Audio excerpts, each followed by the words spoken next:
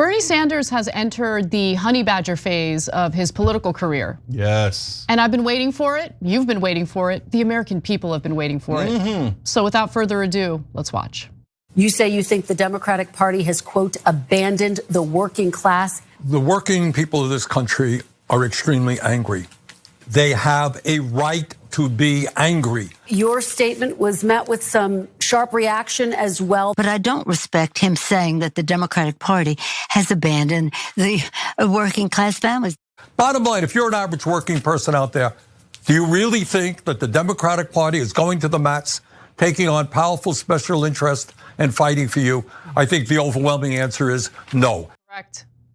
Well, Senator Bernie Sanders appears to be taking the Democratic Party's electoral losses pretty well. Obviously, I'm kidding, not taking it well. In fact, he is using this as an opportunity to say what needs to be said about the failures of the Democratic Party, the fact that they have indeed abandoned the working class, and he's having none of it. He's ready to call them out and do so aggressively and do so across multiple media platforms. Now, the heart of this conversation was this big controversy over the weekend. The Daily, which is the New York Times podcast, had a conversation with Nancy Pelosi. And in the context of that conversation, Pelosi was asked to share her thoughts or respond to a statement Bernie Sanders put out shortly after the presidential election, essentially stating that Democrats lost because they have abandoned the working class and they really need to get it together. So here's how Pelosi reacted to that message. Bernie Sanders has not won. Let me, with all due respect, and I have a great deal of respect for him, for what he stands for, but I don't respect him saying that the Democratic Party has abandoned the working class families. So there you have it. Pelosi does not respect the fact that Sanders said that Democrats have abandoned working class families, but there has to be a reason why someone like Donald Trump can not only simply win the electoral college votes necessary to become the next president, but he won the popular vote. A Republican candidate hasn't done that since 2004. So what's going on here? And we're gonna get to Bernie's response to Nancy Pelosi in just a moment. But Cenk, what did you think about what Pelosi had to say there? Yeah, well, look, Pelosi is not delusional. That's what you would think if you saw those comments. She represents one of the three wings of the Democratic Party, and that is the wing that Bernie Sanders is doing a frontal assault on here. And so I get why Nancy Pelosi is defending her position. Her position is corporate Democrats are awesome. We should siphon as many billions of dollars in donor money as we can, use it for our own power, fame, status, and wealth, and then give the American people 5 to 10% of what we promised them as a release valve so they don't get too angry as we continue to rob the place blind. So that's her position. So obviously when Bernie Sanders begins to point that out, she is aggrieved and she fights back. And the way that they fight back, of course, is radical, absurd, not a good Democrat, disappointing his colleagues, See, in the old ways, that was super effective. And like young people will not understand how industrialized the gaslighting was that allowed that strategy to work. Now that the gaslighting has been interrupted by social media, they're in a world of hurt because when they go tisk, now, especially given the results of this election, people go, wait, your wing is the clown wing. Your wing lost to Donald Trump twice, nearly 3 times. So you have no leg to stand on. It's over. Anyone who listens to an establishment Democrat, I mean, I feel really sorry for you, because you're never gonna win. It's a bunch of corrupt losers. Okay, so what are the other two wings? Real quick, and then we'll get back to this back and forth, because there's a surprising twist here as an establishment Democrat seems to be switching sides. Is that really gonna happen? So we'll get to that in a second. The other two wings are, there is unfortunately, well, I've kind of landed on a title, I kind of hate it, but it makes sense, which is the woke left, okay? Now the woke left, if they put in their women's rights, fighting racism, et cetera, that's not fair. The entire left wants to fight racism, sexism, protect women's rights, et cetera. Yeah, the common sense fight against discrimination, ensuring that everyone has the opportunities that everyone else does, whether it comes to employment or being able to rent a place to live in. So everyone agrees on that. So you're making a differentiation between that and the left that goes further. That's right. So when I'm referring to woke left, I don't mean lumping all those things in. No, I'm talking about the really extreme wing, and they don't hide it. They're very happy with it, and they defend the word woke, so it's all good, right? So because I'm trying to find a non-offensive word which they don't mind owning, right? Because I'm not trying to be a jerk about it. I'm just saying those are the folks who say Latinx and defund the police and crime's imaginary. Okay, there I know I did a little hyperbole, but only a little, right? And trans people should get to set WNBA policy and Olympic policy, et cetera. So that's the woke left, right? We're in neither one of those camps, if we're being honest, at least Anna and I. The TRT network is huge, and there's tons of hosts in all different wings of the Democratic Party and a bunch of independents, et cetera, right? So for us, we're in the third wing, the populist left. So that's Bernie 2016 economic populism. So that is why it's great to have dad back home. Yes. Okay. It is. You're right. So Bernie started working with the corporate wing, thinking it was going to get him results. And he got him some mild results from Biden. Having watched that whole interview, I think he's still way, way too soft on Biden. I think he was misled on Biden. I think Biden is still squarely in the corporate wing, 98% in the corporate wing. Yeah, can I jump in on that? So in the context of this Meet the Press interview, Bernie was asked to just opine on the job that Biden has done. And he made it clear that Biden did some good things domestically, but also made it clear that he didn't agree with Biden's foreign policy. Now, look, I think that Bernie had influence over Biden's domestic economic policies. I think he would like to have had more influence, but anything progressive that you saw from Biden domestically, I have no doubt that that was the result of conversations with Bernie Sanders. So that's probably why he has a bit of a soft spot for Biden. Biden was the only Democrat that Sanders was able to have some positive influence on. So anyway, I just wanted to make that point. Yeah, I get it, and I understand Bernie's strategy, and he had limited success with it. I disagree with the strategy overall. One day, I hope we talk it out on air and land on a place. But what's happened is not nearly as important as what happens next. So that leads me to my final point within this conversation. Then we'll tell you maybe a Democrat flipping over to our side, et cetera. Which is that, okay, Bernie, you've said all this stuff before, then you went into a Biden-enforced hibernation for 4 years. Now you're back, it's good to have you back, but what do we do next? Because that's where we always get stuck.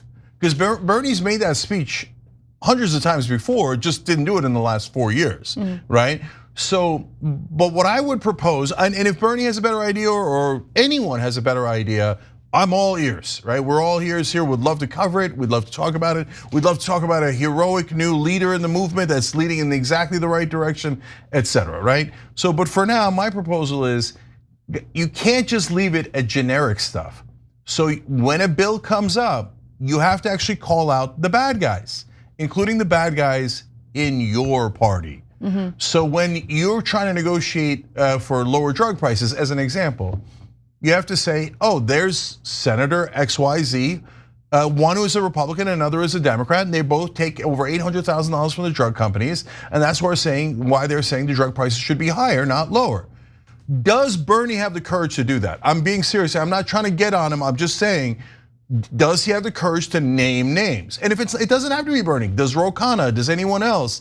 Is there a single person that is a Democrat in elected office at the national level who has the courage to call out their fellow Democrats? To bring the corporate Democrats to heel the way that Donald Trump has been able to make the establishment Republicans essentially kneel, right? Like, I mean, just think about that. Donald Trump's willingness to essentially bully members of his own party has entirely changed that party, right? To the era of Trump. And we don't have anyone who has that same fighting spirit on the Democratic side. I think that Bernie could do that, and I think that would be effective. In fact, in response to what Nancy Pelosi had to say, here's what Bernie decided to mention in regard to the failures of the Democratic Party on behalf of the working class. Take a look. I have to say to Nancy, in the Senate in the last 2 years, we have not even brought forth legislation to raise the minimum wage to a living wage, despite the fact that some 20 million people in this country are working for less than $15 an hour. In America today, we have not brought, in the Senate, we have not brought to the floor the PRO Act to make it easier for workers to join unions. We're not talking about defined benefit pension plans so that our elderly can retire with security. We're not talking about lifting the cap on Social Security so that we can extend the solvency of Social Security and raise benefits. Bottom line, if you're an average working person out there, do you really think that the Democratic Party is going to the mats, taking on powerful special interests and fighting for you? I think the overwhelming answer is no. I mean, he's right about that. And so I like the fact that he didn't just simply cower to Nancy Pelosi. I mean, he's never really cowered, but he gave a strong response to her and it was absolutely accurate. So, I have mixed feelings about that because you're absolutely right about that. And thank you, Bernie, for not backing down and doubling down instead on what you said. And that's really important. On the other hand, unfortunately, he gets to an excellent example, which is the $15 minimum wage. So if you remember, that was the very first thing that Biden wanted to take out of the first COVID relief bill. Right. His first act was take that out of the Senate provision. Then we had to fight Bernie a little bit on even proposing an amendment. And by the way, Young Turks audience, you're amazing. I'm positive it was your petition that allowed us to at least have that vote. So because that vote is so important because it gets to the very next step, which is what I was alluding to. 8 Democratic senators voted no on bringing forward $15 minimum wage. It wasn't just the Republicans. So now, the next step must be calling them out, not to vent, not for emotional reasons, not to scare them physically like a bunch of weirdos. To ensure that their constituents know exactly what they represent and what they are unwilling to fight for, which is the working class, the common American worker. So this is applying political pressure 101. It's politics 101. Somebody's doing the wrong thing, and Trump does this brilliantly. Unfortunately, he uses it only for his own benefit. So, for example, Mark Sanford slightly criticized them, very right-wing congressman from South Carolina, and Trump said, "I'm going to eliminate you," and he did. And so he had a guy run that was all pro-Trump. They defeated Mark Sanford in the primary, and that brings us to step number 3. So you call them out. You apply political pressure, and then eventually you defeat them in primaries. And once you've done that in a spectacular public fashion 3 or 4 times, which is what we were trying to do with Justice Democrats, well, unfortunately they also lost their way. But if we go back to that strategy and Bernie or whoever the new leader is, eliminates 3 or 4 corporate Democrats and they begin to understand the lesson that if you keep serving your donors instead of your voters, we're going to eliminate you in primaries. Well, that's how you get things done because then you begin to move the party back to where it's supposed to be. If you don't, I gotta keep it real with all you guys. If none of our elected politicians, including the progressives, the populists, etc., if none of them have that courage, we can't do this. So, or it has to be someone from the outside just doing it. And saying, sorry, you guys are too soft and weak. That's why you keep losing to the corporate wing. We need a fighter, we need an enforcer to say, here's where we're drawing the line, and if you vote against the American people, there are gonna be consequences, political consequences. Yeah, I think that that's a much better strategy than playing patty cakes with the corporate wing of the Democratic Party that clearly has no interest in representing what's best for the average American. Thanks for watching the Young Turks, really appreciate it. Another way to show support is through YouTube memberships. You'll get to interact with us more. There's live chat emojis, badges. You've got emojis of me, Anna, John, JR. So those are super fun. But you also get playback of our exclusive member-only shows and specials right after they air. So all of that, all you gotta do is click that join button right underneath the video. Thank you.